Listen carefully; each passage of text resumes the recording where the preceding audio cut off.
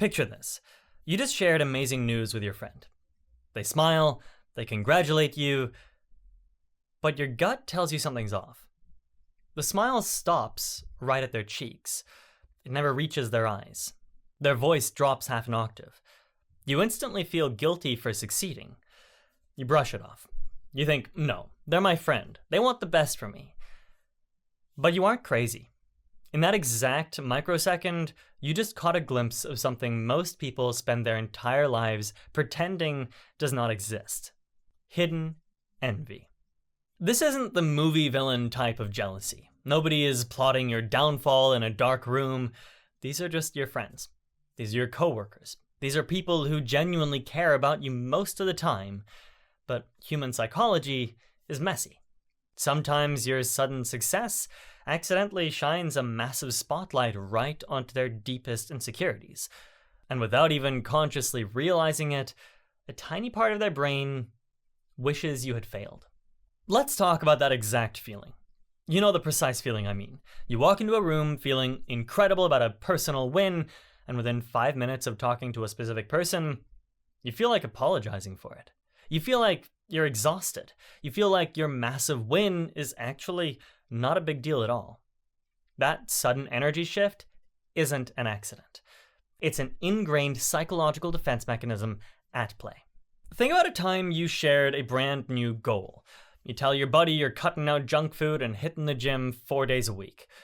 A truly supportive person says, that's awesome, and how can they help you to stay on track? But what does the secretly envious person do? They don't attack you directly, that would be way too obvious. Instead, they weaponize concern. They say something like, oh, just be careful not to overdo it. You know most crash diets fail within a month anyway. Or they wait until you're out at a restaurant and physically push a plate of fries toward you and say something like, come on, one fry won't kill your little diet. They disguise their active resistance as gentle care. They wrap their own discomfort in a warm blanket of fake concern. Why do they do this? Because your new discipline makes them painfully aware of their own lack of it. Your progress acts as a mirror, reflecting their stagnation right back at them. It's a harsh truth, but your sudden elevation feels to their ego like a demotion. They don't necessarily want you to be miserable, they just desperately want you to stay where you are, because the old version of you was safe. The old version of you made them feel comfortable about their own life choices. Let's look at another common scenario. The backhanded compliment. This is a classic pattern interrupt in normal conversation. You buy a nice piece of clothing, you wear it to the office feeling great, a coworker walks up, they look you up and down, they say, wow, I love that jacket. I could never pull off something so loud. Or they say, that's a great watch. It's amazing how much people will pay for brands these days. On paper, it looks like a compliment, but in reality, it's a tiny dart aimed right at your pride. They give you the praise, but they attach a hidden condition to it. They have to inject a subtle flaw into your moment of pride. It's a subconscious leveling tactic. If they can bring you down just 1 single inch, they feel like they have moved up 1 inch.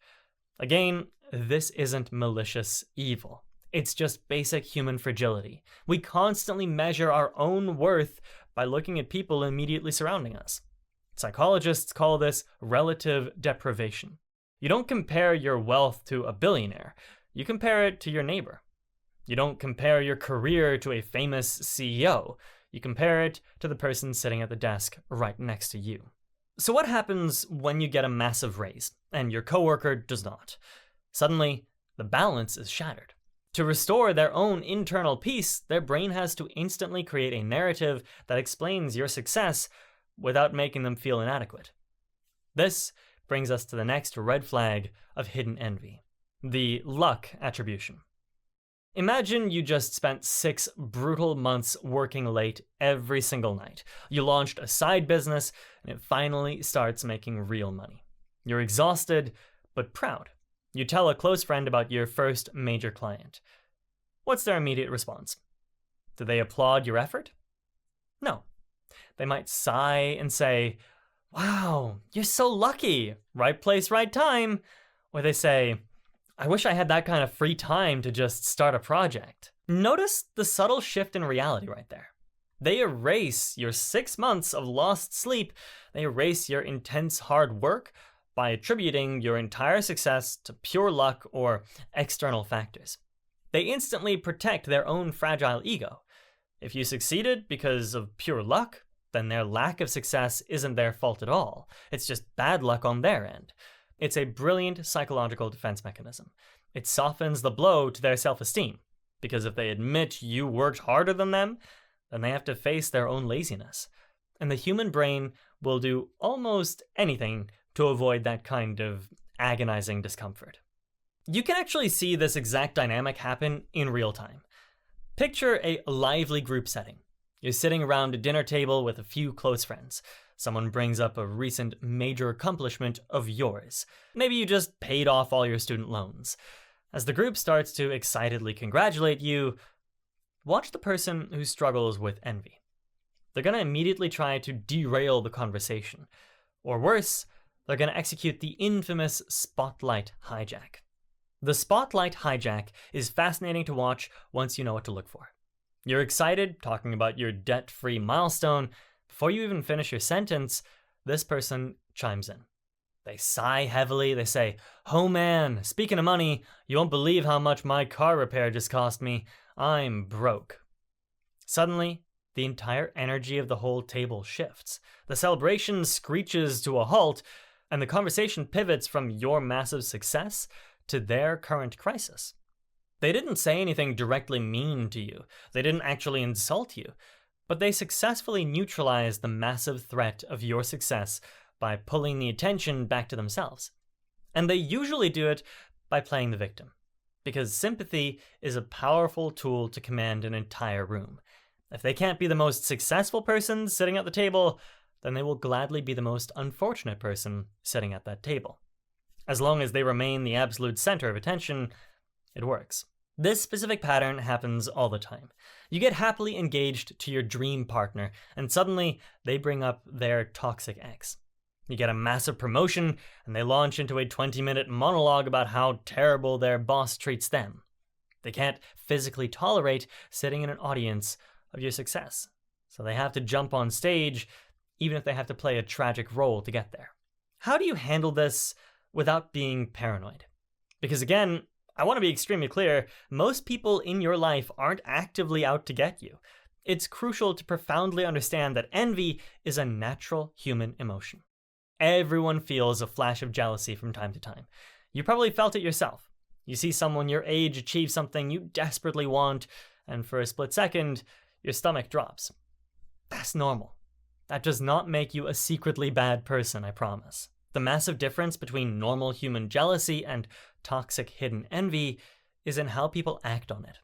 A healthy, self-aware person feels that flash of jealousy, processes it internally, and then chooses to be happy for you anyway. They use your massive success as fuel. They use it as a deep motivation. They actively ask you how you did it. They desperately want to learn from your precise process. A truly healthy friend looks at your massive win and instantly says, if they can do it, maybe I can too. But a secretly envious person acts differently. And one of the single most powerful signs is the sudden disappearing act. You might call them a fair weather friend in reverse. Most people think fair weather friends are the ones who disappear when you're down on your luck. They only stick around when the going is undeniably good. But there's a much more subtle, insidious version of this entire dynamic. The friend who disappears when you finally start seriously winning.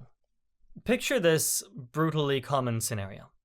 You've had a tough few years. You struggled to pay rent, you were in a bad relationship. During this painful time, you had a specific friend who was always there. Always ready to listen to you vent over coffee. Always ready to give advice. They felt safe. You honestly thought they were the absolute ultimate supportive friend. But then, things start to rapidly change for you. You land a fantastic, well-paying job. You meet an amazing partner. You finally move into a beautiful apartment. Suddenly, that supportive friend stops answering your excited texts. You suggest grabbing coffee, and they're suddenly busy. Month after month, You can't understand it. You think, what did I do wrong to them? I genuinely thought we were close. But the reality is this. They loved the dynamic where you were struggling and they were the helper. That dynamic can make someone feel steady, important, even safe in their own identity. The moment you leveled up, the roles shifted, and being next to your new success started to make them feel small. So they pulled away to protect themselves from that feeling. And then there's the unsolicited advice tactic, the subtly discouraging counselor. Let's explore this scenario. Let's say you have been dating someone new for a few months. Things are going well. You're genuinely happy for the first time in years. You tell your close friend about this new relationship, a friend who's currently single and frustrated about it. What do they say to you? Do they celebrate with you? No. They lean in, looking serious, and they say, I'm truly happy for you, but just be careful. Don't move way too fast. Remember what happened with your last toxic ex. I just don't want to see you get hurt all over again. On the surface, it sounds like a caring friend. It sounds like someone looking out for your heart. But pay attention to the timing. Why did they choose your moment of joy to remind you of your deepest past failures? Sometimes it anchors you back to your old pain. Your happiness highlights their unhappiness. By reminding you of a failure, they pull you out of your joy and closer to their emotional level. They mask the wet blanket as a hug. It's a clever move because if you get defensive, you look like the bad guy. If you say, why would you bring that up right now? They can throw up their hands and say, hey, I'm just trying to be a good friend. I'm just looking out for you. You can't easily win that argument. They killed your momentum and still look like the caring one doing it. This is why recognizing these subtle behaviors is so vital for your mental health. It saves you from doubting yourself every day. It saves you from feeling crazy when you walk away from a seemingly pleasant conversation, feeling drained, pessimistic, and small. Now let's talk about physical microexpressions.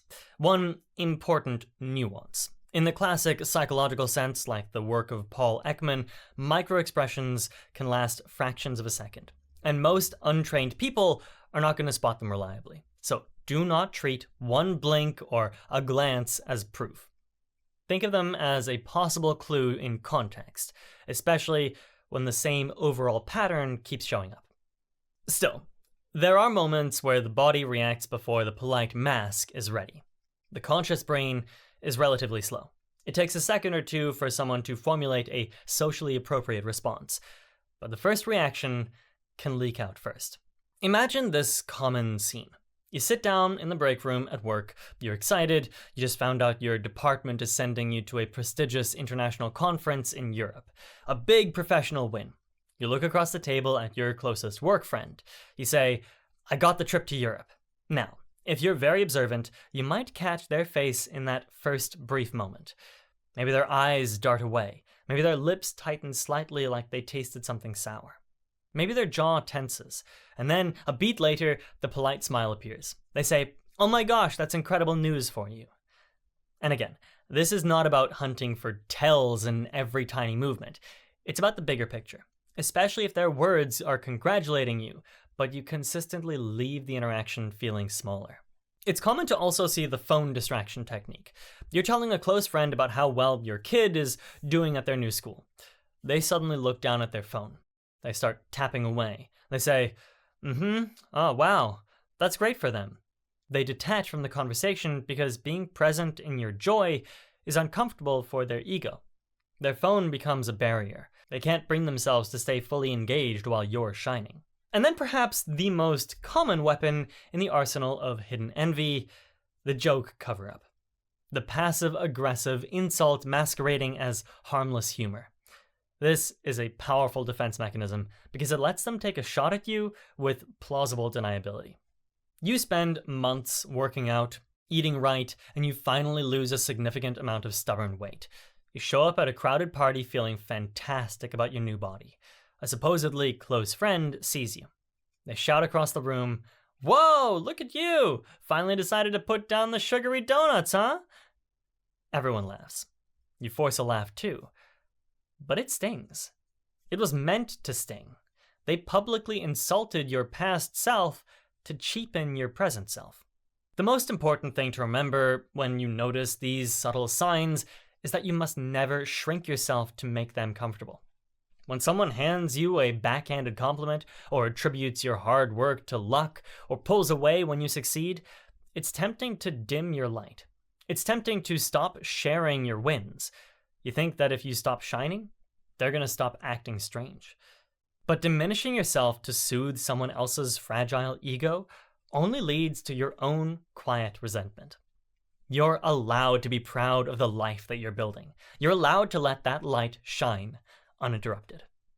Have you ever experienced any of this in your own life? Or have you experienced maybe some of these things in yourself? I'd really love it if you subscribe to the channel if you're interested in this kind of thing to catch more of these topics. I'll catch you next time.